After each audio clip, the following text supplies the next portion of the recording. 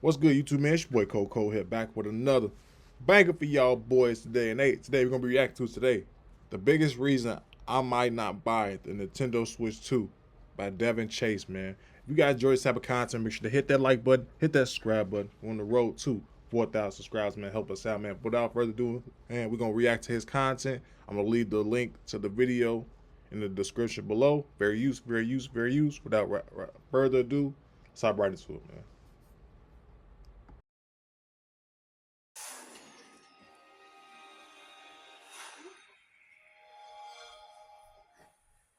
So if you clicked on my thumbnail, I'm going to assume you're at least remotely interested in the Steam Deck. And since I'm a relatively small channel, I'm also going to assume you've already seen the videos on whether or not this thing is worth it. You're most likely familiar with those videos like, people's time with the Steam Deck. You know the ones I'm talking about. My thoughts after 3 months, 6 months, and so on. But what about an entire year? I feel like these videos are really important because the Steam Deck is not a home console. If you get stick drift or if one of your buttons malfunctions on your controller, it's whatever. You can just go to the store, buy a new controller. Same thing with the Nintendo Switch. If your Joy-Cons are acting up, run to GameStop and buy a used one for like 30, 40 bucks, or do what I did.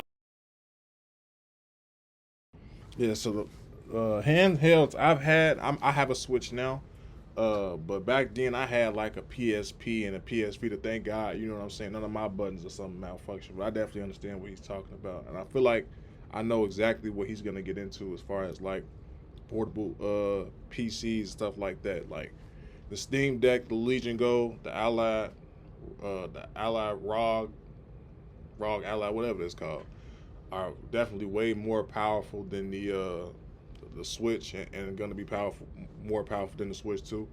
It's just I feel like the main difference between people, getting a Steam Deck, Legion Go, whatever, is your preference on games, stuff like that.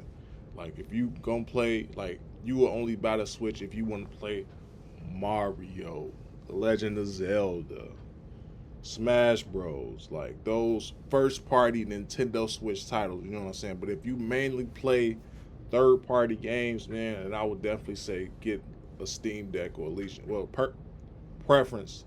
If I had a choice between the Steam Deck and like the Legion Go or ROG Ally, I'd definitely go with the Legion Go because that's gonna be what I'm copping next. Because I recently switched to PC, and that way I can just, you know what I'm saying, play my saves. So when I'm done playing at home, I come to work, continue, going through the motions.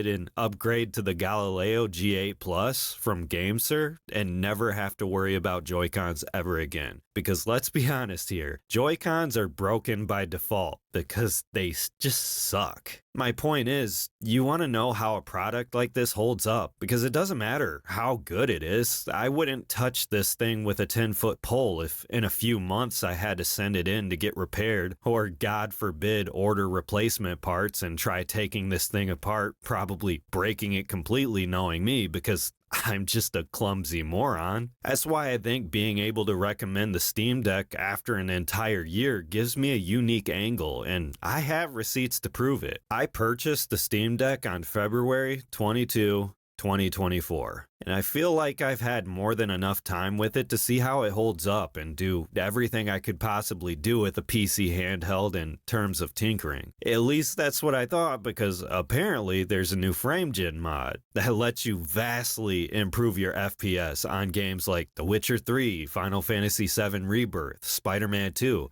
Like, I'm seeing these games running at over 60 FPS, and from what people are saying, I haven't tested it out for myself, but it seems the input lag is barely noticeable. And the games he just said are all on Switch as well too. So I'm sure they're gonna do like be backwards compatible with your old Switch games. But the third party titles are not as expensive. They much cheaper on PC than they would be on Switch too. That's another thing. The third party games are way cheaper than they would be on the Switch as well too. I just copped the Witcher 3 for like what, $7, and that. But if you buy it on the Switch, that shit'll probably be like maybe $10, $15 or something like that. But you know, if anybody knows Nintendo, they first party titles never go down unless it's physical.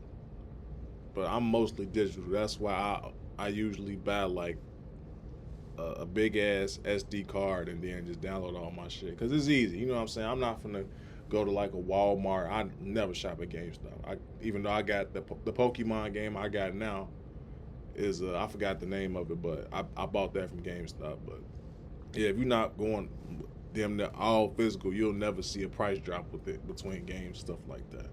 But even though it's all digital for the Steam and stuff like that, or whichever storefront you choose to buy from, if you get a portable PC, it's they always have deals and stuff like that. CD Keys, G2A, Green Man Gaming always got some discount shit like that. You don't have to explicitly shop on Steam versus Nintendo when you just got the eShop. So what the hell? I guess the Steam Deck is just a gift that keeps on giving. So, a whole year. What are my thoughts? Well, fucking fantastic, man. The Steam Deck has absolutely exceeded my expectations when it comes to everything. Form factor, performance, battery life, but most importantly for me, durability. All the buttons still feel nice and responsive. You know, the triggers, the D-pad, the bumpers, everything. Though I will say the face buttons, like that X button, for some reason, it felt like the casing around it was a little too tight. So for the first month or so, I'd be pressing the X button and sometimes it would stick. I ended up putting a little strip of Scotch tape in between that button, and eventually, after I used it for a while, I kind of broke it in like a new pair of shoes. It wasn't really a huge deal, but something I wanted to mention. What really surprised me is the thumbsticks.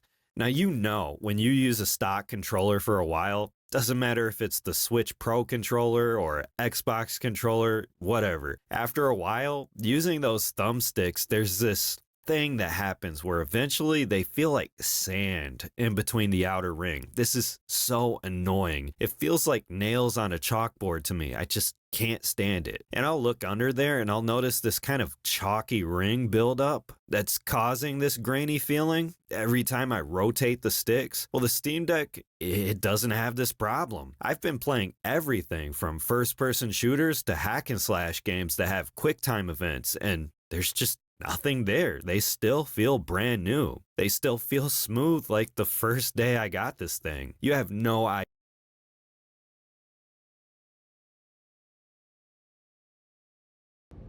And I'm gonna go into this. You know, the main reason, and I'm having to keep stating this. You know you can emulate old Nintendo hardware and stuff like that. If you could wait on another, because for those that know,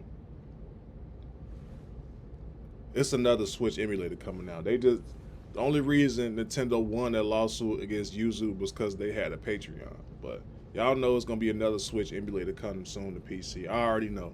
The PC people already know. You know what I'm saying? But if you want to play that old Nintendo Switch hardware, we got to emulate the Wii, the GameCube, all the DS games, all the the GBA and shit like that. Like, Nintendo was always going to be, you know what I'm saying, a part of emulation as far as like, so yeah, if you get like a Steam Deck or Lenovo or whatever, you can emulate that and play that at better frames and stuff like that, higher resolution and stuff like that. If you know, but if you want to play the explicit first party new titles, you know what I'm saying, then you'll have to go ahead and get that Switch too. Hopefully your games, because they were saying some games not gonna be backwards compatible with the Switch too, even though you can still play some of your games. I'm not sure what's the requirements for some of those games, but they said some was not, you're not gonna be able to play like your physical games, but all your digital games transfer over. If you just like, I'm assuming that you just move your SD card into the Switch too, but I don't know. It is what it is. But the last thing I'm gonna point out is, you know what I'm saying, price point. Switch 2 probably gonna be around 400. With the tariff boost, it's probably gonna be like 455. But if you gonna go that high, why not, go a little higher and get you a portable PC, you know what I'm saying, to do, because that's not, you don't have to use that strictly for game and stuff like that. It's a computer, all the computer functions and stuff like that. You can work off of there. I'm gonna test OBS on that when I get my Lenovo and see if I can record some stuff on there. You could probably do your homework on that motherfucker. You know what I'm saying? Listen to music, watch YouTube. It's a computer. And to me, that seems, way more useful than the Switch 2. But like I said, the only reason I, would see people getting the Switch 2 still is because of the first party titles. Even no matter how bad Nintendo, you know what I'm saying, is a scamming ass company, but hey, they're gonna get their money regardless. So, but if y'all enjoy this type of content, make sure to hit that like button, hit that subscribe button. We're on the road to 4,000 subscribers, man. Thank you guys so much for watching. Y'all take care, dog.